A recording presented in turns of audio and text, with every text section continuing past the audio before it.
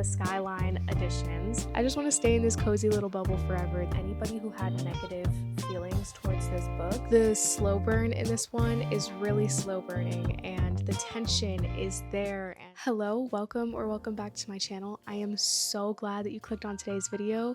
It's going to be a really fun one today. I'm very excited because today we are going to be doing a fall reading vlog. I already know what book I'm going to be starting with because I already started the book, and that is Fall I Want by Lyra Parish. Of course, he's a billionaire, and from the cover alone, I suspected that she would be working in a coffee shop in a small town, and I was correct about that. I will say that when this book first started, the very first interaction between our main female and male character, horrendous. Terrible. I honestly didn't see how you could redeem yourself from that because it was so, like, seriously, it was the biggest ick, the way that he acted towards her. And then the second time that they interacted was just as bad. I can understand when you want one of the main characters to be a little bit grumpy. I get that. But when they're straight up just being an asshole for no reason, I have a slight issue with that. And that's exactly how the first two interactions went with these two. I did not like it at all, and I almost DNF'd the book because of it. I'm glad that I didn't let the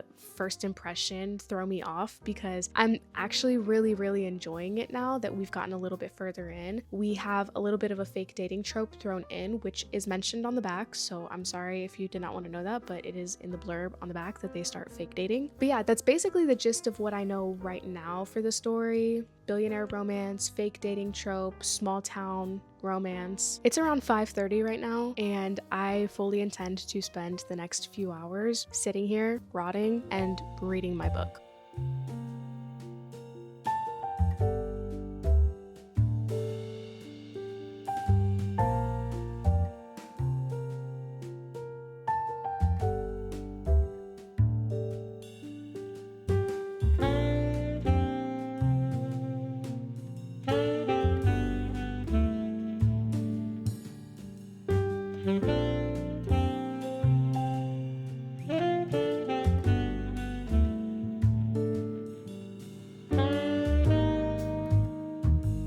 I just made it to page 206 in this book, and I am having the best time. I am loving this book so much. There's this aspect of, I don't know if I want to call it like magical realism, because it's not quite that, but basically, let me see if this is on the back first before I like go and spoil the book for you. Alright, so I'm not sure if this would be considered a spoiler or not.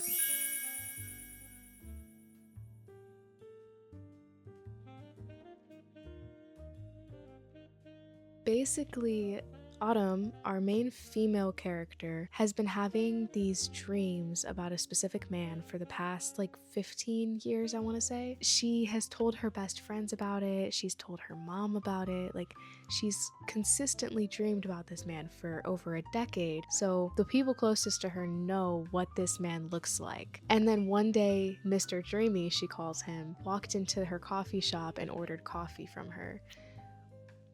His sister had told him that he would meet his wife in this town and explained what she looked like, I believe. The second that he laid eyes on her in this coffee shop, he knew that this was the woman that his sister had been telling him about. I don't know, that aspect of the book is so interesting to me because I want to see how that all plays out. Like it's almost like their lives have been predicted for them. I know I had said earlier that when I first started this book, I don't like how their first interaction went. He was extremely mean to her, and it just feels like the author might have just put that in there to, I don't know, make him seem like an asshole. From what we've seen so far after that, it just doesn't match who he seems to be. It just doesn't feel right. I don't like to believe that that's how the fake relationship or friendship of theirs started, is by those two interactions. That just doesn't line up for what this story feels like so far. But everything beyond those first two interactions has been so fun, and I'm loving every second of this. Y'all, chapter 17,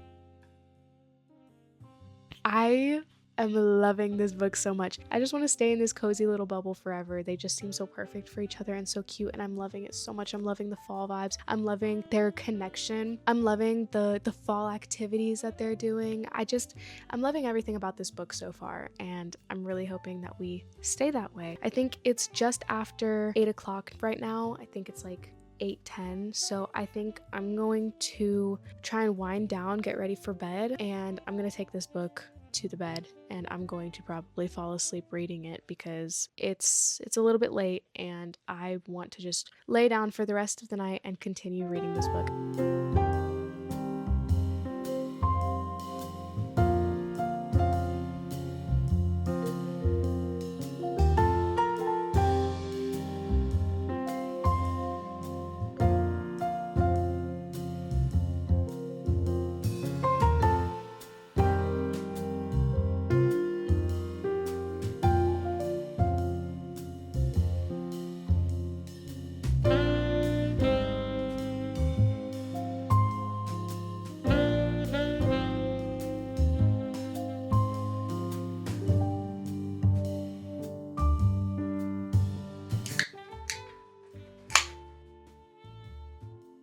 Tell me why I just recorded an entire clip and didn't realize how orange it was. That's embarrassing. So anyways, I was telling you before, last year I had bought Mile High. I really liked that book. I had some issues with it, but nonetheless, I really liked the story, and I know that a lot of people have rated the first book as their least favorite in the entire series. I have a lot of confidence in everybody else's opinions, and I trust them a little bit too much. So I also think that I'm going to like Mile High the least. The copy of Mile High that I have is the Skyline edition, and a couple months ago it was announced that the Skyline editions of the Windy City series were going away and they were going to be republishing them with a completely different cover. I placed an order to pick up the last 3 books. I don't know why it didn't cross my mind that the second book was not on that order. I don't know how I missed that, but I did get the last 3 books in the Windy City series, and they're all in the Skyline editions. They're all so pretty.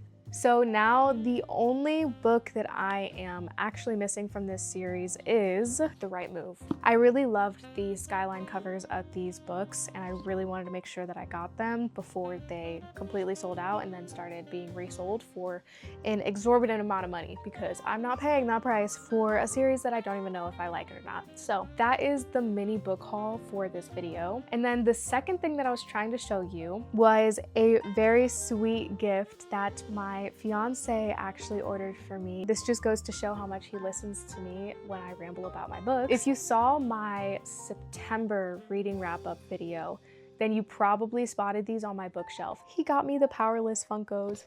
I am so obsessed with these. These are the cutest things in the entire world. For anybody who might have bought these Funkos and you don't ever take the Funkos out of the box, I do want to show you this. It's the cutest thing, and you would really only notice it if you open the box to take the Funko out. If you open it, you'll notice that there is a quote on the inside. So this is Kai's, and it says, "Oh darling, I look forward to it." Yes, everything about this. Yes. And then on Peyton's, this is the box that I ripped because I'm terrible. Peyton's says, "Mark my words, Prince, I will be your undoing." They really paid attention to all the small details when they created this, because if you notice something, she has 27 freckles, which is mentioned repeatedly throughout the stories. The fact that they paid attention enough to give her 27 freckles on her face, I'm so in love. I'm obsessed. I'm obsessed, and these will be displayed on my bookshelf forever. Let me take Kai out of his box real quick, just to make it even. He's coming out anyways. He's going back on the bookshelf. Very great purchase on my fiance's part, if I must say. The last thing that I talked about in that last clip, I gave a little brief update on this book. I realized that this was on Kindle Unlimited, so I did download it on my Kindle and I started reading it on there. I made it to page 320, or chapter 35. So that means that we have 80 pages left in this book, and that includes the epilogue as well. There's 2 bonus chapters in their epilogue. The problem that I have with this book right now, this is marketed as a cozy, small town billionaire romance with fake dating. That's a lot, okay? The first half of that statement is very true. It's definitely giving fall cozy vibes, and the billionaire romance is there. The fake dating in this book lasts for about 2 scenes. Everything happens so quickly after that. We're on chapter 35 and I feel like everything has happened at this point. There is nothing more that can happen to solidify their relationship, literally. It just feels like everything happened so rapidly. I couldn't really keep up with it. And now that we have 80 pages left, I'm so confused about what we could have 80 pages left for. I feel like I've seen their entire relationship already. I feel like I could end the book right here and we'd be okay. Like there's no need for me to go on reading another 80 pages of this because I feel quite content where they're at right now. I do want to mention, because I did not know this before going into this book because it seems so innocent, right? This is a very, very spicy book. Heavy on the spice. If you've seen any of my other videos, I am not against spice at all. But when it's meant to be cozy and when you have such a good concept for a book, it feels like it takes away from the story a little bit, and it's a little bit disheartening because it could have been a lot cozier, and I feel like I could have enjoyed it a little bit more if there wasn't so much emphasis on it being spicy. So I don't know, that's just my thoughts on it so far, but we do have 80 pages left. I think I'm going to try and finish this. I will check back in very soon.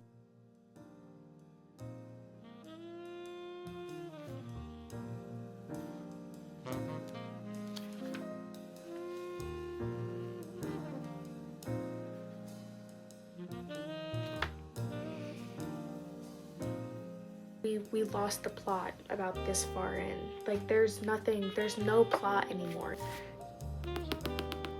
2 more chapters. 2 more chapters. I actually can't wait for it to be over.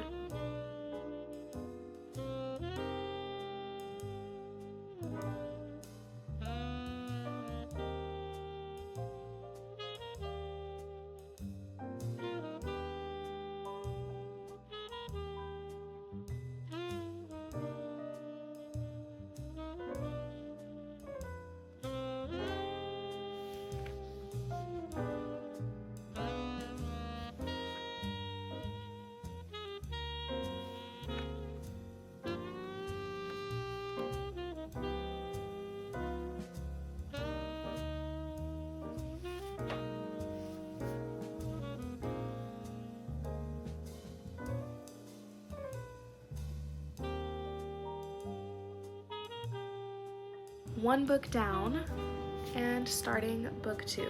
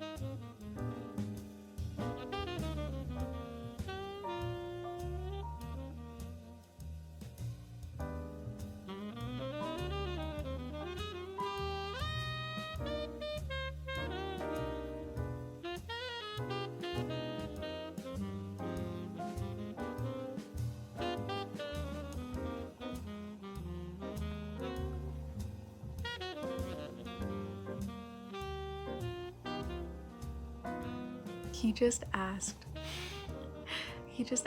do you have any more questions for me, or can I kiss you now?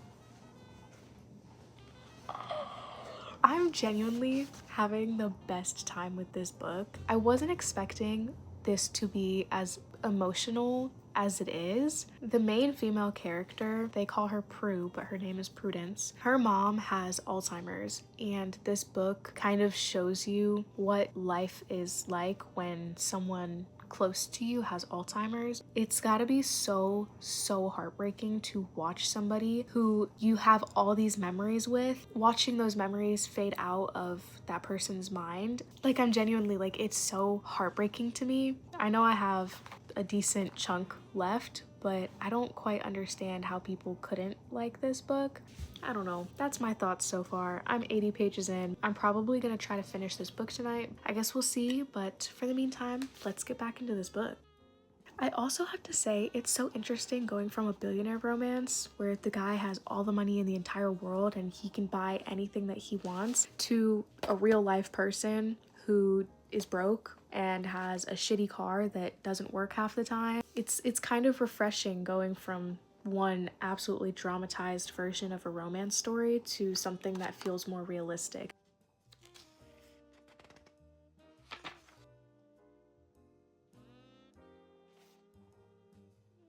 I pull back, staring at my not brother like he's got two heads. Did everyone go to fucking therapy since I've been gone? Why are you all acting so mature? Alex smirks, throwing his hands up defensively. We've been growing up, haven't you? I'd be a little bit hurt after that one. It is almost 9 o'clock on Saturday night, and I don't think I ever gave an update on Fall I Want. My thoughts really haven't changed much since the last time that I updated you. In a way, this book almost seemed too long. I still had a really great time reading this, especially the first half of the book. I really liked the concept of fate and destiny kind of pulling the two main characters together. Unfortunately, I still do think that this book was overshadowed by the spice. I also feel like our main characters were very surface level. We didn't really get to see their backgrounds. We didn't get to know them on a deeper level. I think I'm gonna rate it a 3.5. That seems like a solid number because I still really enjoyed my time reading this book, and I would definitely recommend it to some other people who appreciate spice a little bit more. Y'all would love this. You would absolutely eat this up. Yesterday, I did start reading People Watching by Hannah Bonham Young. I'm really loving this book so far. I think something that took me by surprise, I was not expecting this book to be as emotional as it is. It's really devastating to see how a disease involving memory loss can impact everybody around that person and not just the person who has that disease. We're also getting to see Milo, who is our main male character, how he's interacting with Prudence's mother. He's so gentle and caring for her, and he tries his best to not frighten her, and he's trying to help out as best as he can, and I think it's just so sweet having a main male character who is able to handle a situation like that gracefully. It's very sweet to see. I'm enjoying it. I think it's fun, it's interesting, and definitely a lot deeper than I was expecting it to be. That's my thoughts on this book so far. I still have about 150 pages to go. I think this is the fastest that I've ever read a book. Like an hour ago, I was not even a quarter of the way through, and now I'm halfway. I feel like I'm flying. So I'm having a lot of fun, and I'm gonna get back into reading this book now, so I will catch up with you guys later.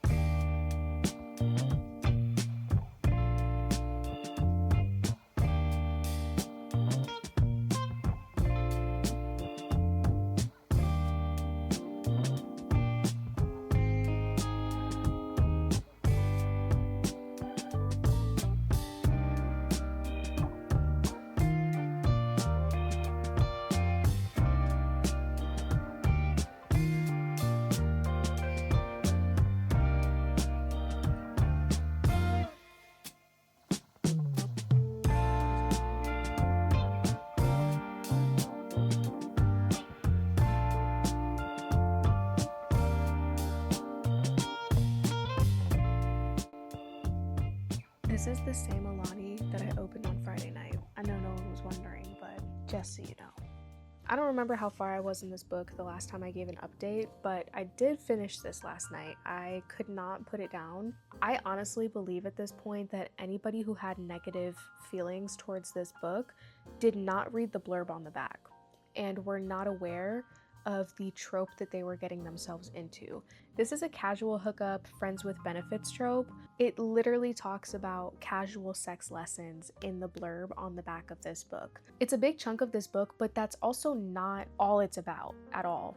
This book had a lot more emotional depth than I was ever expecting a book like this to have. I wouldn't consider this a spoiler, especially considering it says on the back of the book that Prudence's mother has Alzheimer's disease, but there's moments where her own mother will forget who Prudence is. Reading this book really puts that into perspective, how memory loss affects not just the people that have it, but also their immediate family and the people that might be taking care of them as well. We also get to see how a traumatic background might affect somebody's ability to love. Miles has kind of a traumatic childhood, and it's really hard for him to let that past go and move forward with his life. He is somebody who runs away from his problems, and being able to face them head on means that you have to acknowledge what you've gone through and come to terms with all of the things that you've been trying to push deep inside of you and not bring back out. And in order to work past that and get anywhere in your life, you have to acknowledge that and let it go. And I think that's something that so many people struggle with, acknowledging what they've gone through and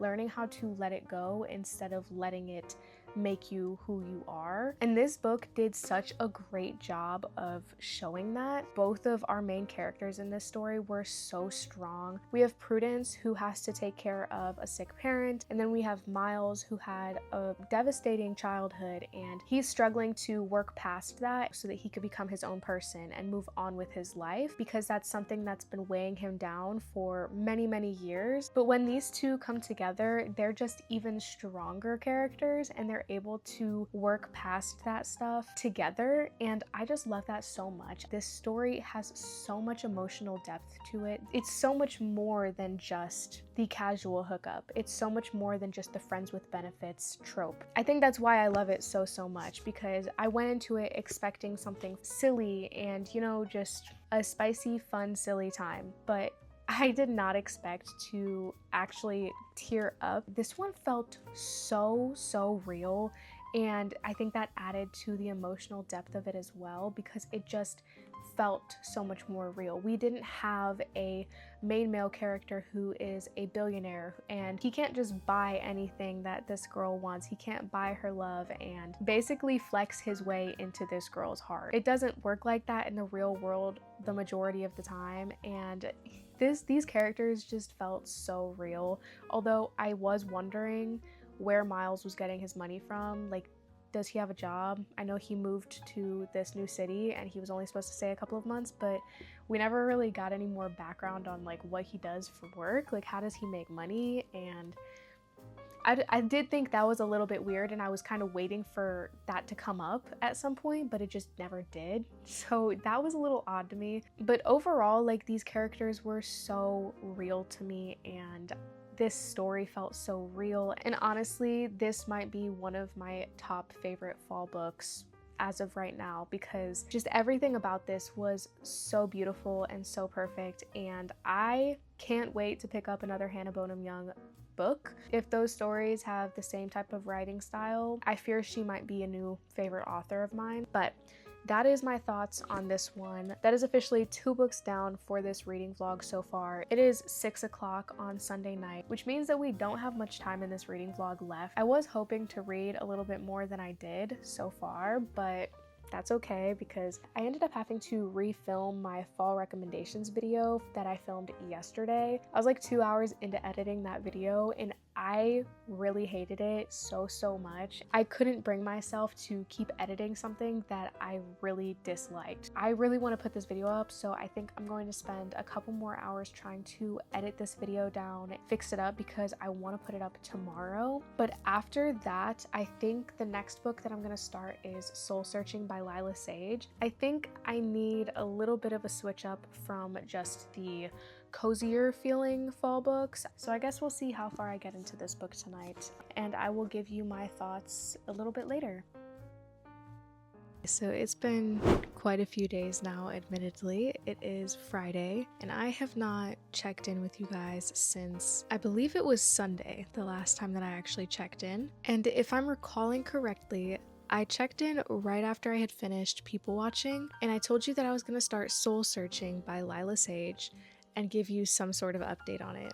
But that didn't really happen because it's now been 4-5 days. I don't know. Regardless, it's been a minute since we caught up, and I haven't finished Soul Searching yet. I have about 80 pages left, but I wanted to check in before I finished because it's going so well right now, and I wanted to give my thoughts before something potentially goes down, because I know that the third act can make or break a book's rating. I guess I should give you a little bit of background on this book before I just start rambling on and on about it. This book is following a girl named Collins Cartwright. She finds out that a developer is trying to buy her family's land, so she comes back home, but she doesn't have any money, so her twin sister sets her up to stay with a friend of hers who owns an upholstery store and just so happens to have a spare bedroom.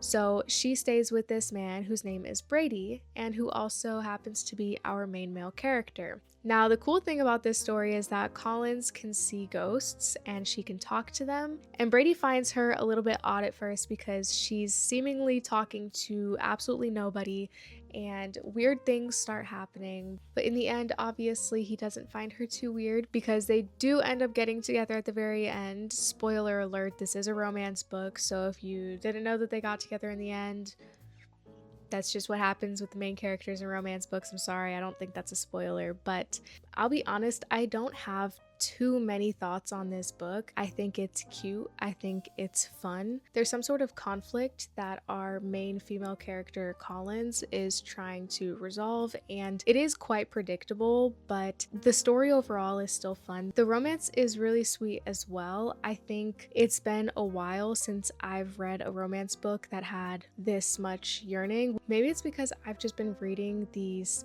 insta-lovey romance books lately. It feels like the slow burn in this one is really slow burning, and the tension is there, and I'm really loving it. I do have to say that the beginning of this book was kind of slow for me. It wasn't really capturing my attention. I've only been reading about 60 pages per day, but now that I'm nearing the end of the book, it's actually starting to pick up and things are going on, things are happening now. I think I can finish this book tonight. I really want to try and finish this book tonight, but again, I wanted to at least kind of give you my thoughts on the book so far. At the moment, I'm thinking I would rate this a 4 stars. I'm gonna continue reading this because I do want to finish this tonight, and it is already a little bit late, so I'm gonna go ahead and start reading this and try to finish this. I know this vlog has already been going on for so long, and I want to end it, so I will be ending it tomorrow no matter what. I'm not sure if I'm going to give my final thoughts on this later or tomorrow morning, so I guess we'll see about that. But yeah, I guess I will catch up with you in a little bit.